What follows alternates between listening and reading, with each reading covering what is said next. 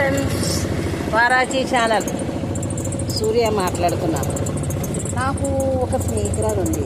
ఆమె పేరు కుమారి. ఆమె కూడా నాతో పాటే పనిచేసి ఆమె మేనత్త కొడుకు పెళ్ళి బావ. ఆవిడకి కూడా బావ. అయితే ఆవిడకి మేనత్త కొడుకు పెళ్ళి చేసుకున్న ఒకరోజు రూపాయికి ఓడి కాదు ఇంట్లో ఇద్దరు అమ్మాయిల్ని ఒక అబ్బాయిని కనిసాడు దున్నపోతులు కనిసాడు. కొవ్వు కాము కళ్ళల్లో ఉంటుందన్నమాట వాడికి. ఎంతసేపు భార్యని బిడ్డలకి ఏ రోజు కూడా చూసేవాడు కాదు. ఇంట్లో ప్యానలు తాకట్టెట్టి, ఇంట్లో చొంగులు మొదలు తాకట్టెట్టి తాగేసేవాడు. అలాంటి వాడు మాట. ఎందుకు పిల్లల పుట్టకంటే ఆపరేషన్ చేయించుకుంటే ఆపరేషన్ డబ్బులు కూడా పట్టుకెళ్ళిపోయి తాగించాడు. ఆ రోజు బాలించడానికి పచ్చి లేక ఇంట్లో అద్దుకున్న ఇల్లు వానం మా అమ్మగారి పైసలు అడిగి, వాళ్ళ అమ్మగారి పైసలు అడిగి బీరకాయ చేసి వండారు. వాళ్ళ అమ్మ కాళ్ళకి జోడు లేకుండా పాప అనకూడదు కానీ హాస్పిటల్కి క్యారేజీ పట్టుకొచ్చేది. వాళ్ళ పరిస్థితి అలా ఉంది. మా స్నేహితురాలు ఎందుకు చెప్తానంటే నా స్నేహితురాలు కూడా నా పరిస్థితి. ఇద్దరం కూడా ఆడవాళ్ళు జీవితాలు చెప్తున్నాను. కొంతమంది బాగానే ఉంటారు, కొంతమందికి అలా దొరుకుతారు. అలాంటి భర్తలు దొరికిన వల్ల అలాంటి కష్టాలు పడాలి. అందుకని చాలా బాధలు పడ్డారు అమ్మగారికి పిల్లలు. వాడికి ఒక ఫ్రెండ్ ఉండేవాడు. ఆ ఫ్రెండ్ రారా మీ ఆవిడ ఉద్యోగం కదరా తాగేద్దామని తీసుకెళ్ళేవాడు. ఒకరోజు కూడా భార్యతో కాపురం చేయించినవాడు కదా. సన్నాసి గాడాడు. ఆడు మాత్రం భార్య పిల్లలతో కాపురం చేసుకుంటే వీడు మాత్రం తాగేసి దున్నపోతులా 3-5 రోజులు ఎళ్ళకంటా ఉండేవాడు. పాపం ఆవిడ అనేది ఆ కుమారి వాళ్ళ ఆయన బావ నువ్వు ఇలాగా అంటే ఏం చేయమంటావు, దొంగతనం చేయమంటావా, ఏం చేయమంటావు అనేవాడు. తాగేసి 200 ఖర్చు పెట్టేవాడు. కానీ భార్యకి డబ్బులు ఇవ్వడానికి మాత్రం చాలా బాధ పెట్టేవాడు. అంత హింసలు పెట్టేవాడు. కుండలతో నీళ్ళు తెచ్చుకోమనేవాడు. ఇంట్లో బిందులు ఉండి కాదు, కింద పసిపిల్లల్ని మంచు కింద పడుకోబెట్టేవాడు. వైరు మంచం మీద బాలించాలి, ఆ వైరు మంచం మీద పడుతుంది. అన్ని కష్టాలు పడితే ఆ ఇతర పాపల పిల్లల్ని ఆ పిల్లోడిని బాగా మరి పెంచి పాల ప్యాకెట్ ₹1 కూడా ఇవ్వలేదు ఏ రోజు కూడా. మేనత్తని ఇంకా ప్రతిరోజు కూడా కొన్నాళ్ళు పోయాక పక్కలోకి రమ్మని కూడా మేనత్త అన్నయ్య భార్య ఏ రోజు కూడా ఆ కుమారన్న ఎప్పుడు ఎట్టి పరిస్థితుల్లో కూడా బయట చెప్పలేదు. అయినా సరే నేను ఎందుకు చెప్తున్నానంటే ఆవిడ బయట అతి బాధపడ్డాడు.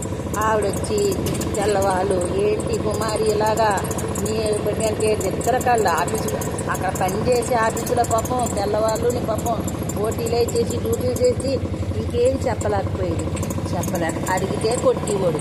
ఇంట్లో వెళ్ళిపోతానంటే ఆ పిల్లలకు దిక్కులేదు సాఫీ చేయడానికి ఎలాగా అని వెళ్ళిపోయేవాడు. రాజమండ్రిలో అకౌంట్లు రాసుకునేవాడు. వారానికి ఒకసారి వచ్చేవాడు. ఆ వారానికి ఒకసారి వచ్చి బీభత్సం చేసి 3 రోజులు ఉండి వెళ్ళిపోయేవాడు. ఇక్కడ అస్తమానం రాజీనామా చేసి అస్తమానం పనికి అనేవాడు. దానికి రాజీనామా చేసి పాపం ఇతని పరిస్థితి చూసి రేపు అన్నారు తన భర్త పోషించారో లేదని చెప్పి రాజీనామా చేశాడు.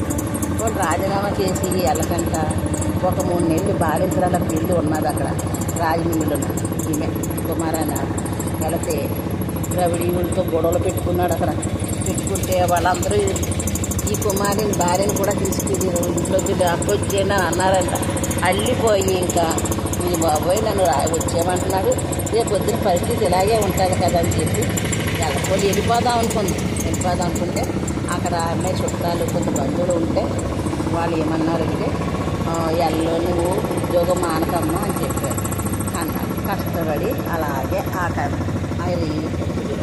ఐసు కాళ్ళు పుళ్ళు బాలించరాలప్పుడు పుల్లడిపోయి ఐస్ కంపెనీలు అలా పనిచేసి ఆ అమ్మాయి చెప్తాను నేనంటే కొంచెం పర్లేదు. ఆ అమ్మాయి ఐస్ కంపెనీలో పనిచేసి దారుణంగా కాళ్ళు ఒడిసిపోయి బాలించరాలప్పుడు 3 నెలలకే వెళ్ళిపోవాలి. పాప 3 నెలలకే చదివించాడు. అలా పనిచేసి వాళ్ళిద్దరు అమ్మాయిని బాబు పెంచింది.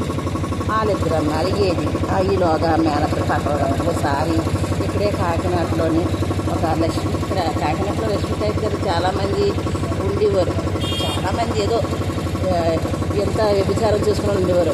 అప్పుడు నా చిన్నతనం అప్పుడు వాళ్ళందరినీ ఎవరో పెద్ద ఆఫీసులు పెద్ద డిఎస్పి సర్వీసెడ్ అది రికార్డింగ్ డ్యాన్స్ చేసుకుంటుందంట. అది పెద్ద ఎదవ.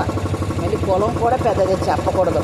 అది ఈయన రోజు వెళ్ళేవాడు. అక్కడికి వచ్చినప్పుడు ఈ కుమారి అలా ఆయన వెళ్తుంటే రోజు వెళ్తుంటే అది దాన్ని తీసుకొని రాజమండ్రి వెళ్ళిపోయాడు.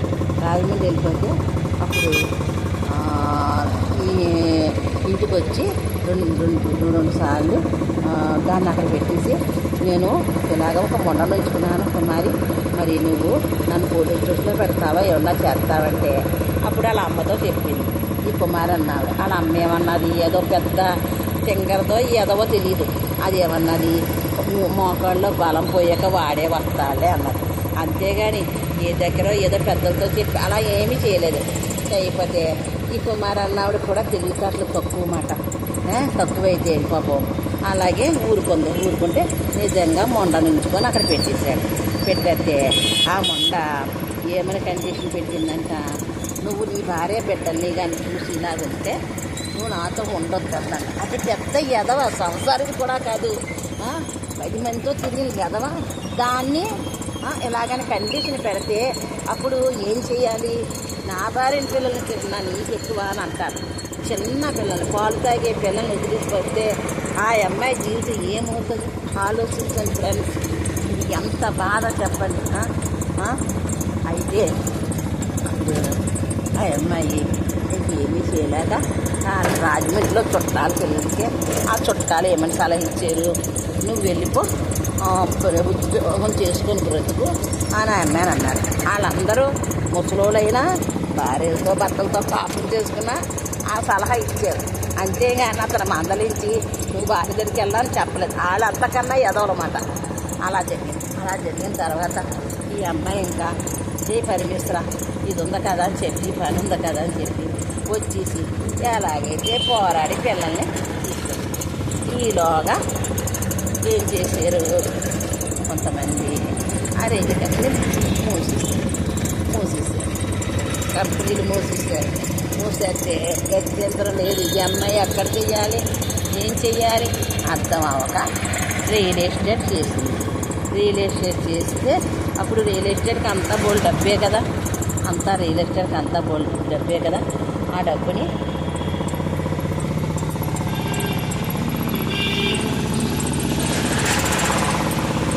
బ్రేక్ చేస్తున్నాను. గుడి వస్తుంది, నేను గుడికి వచ్చాను సూర్యాని. నేను గుడి అయిన తర్వాత మిగతా స్టోరీ చెప్తాను. ఓకేనా ఫ్రెండ్స్?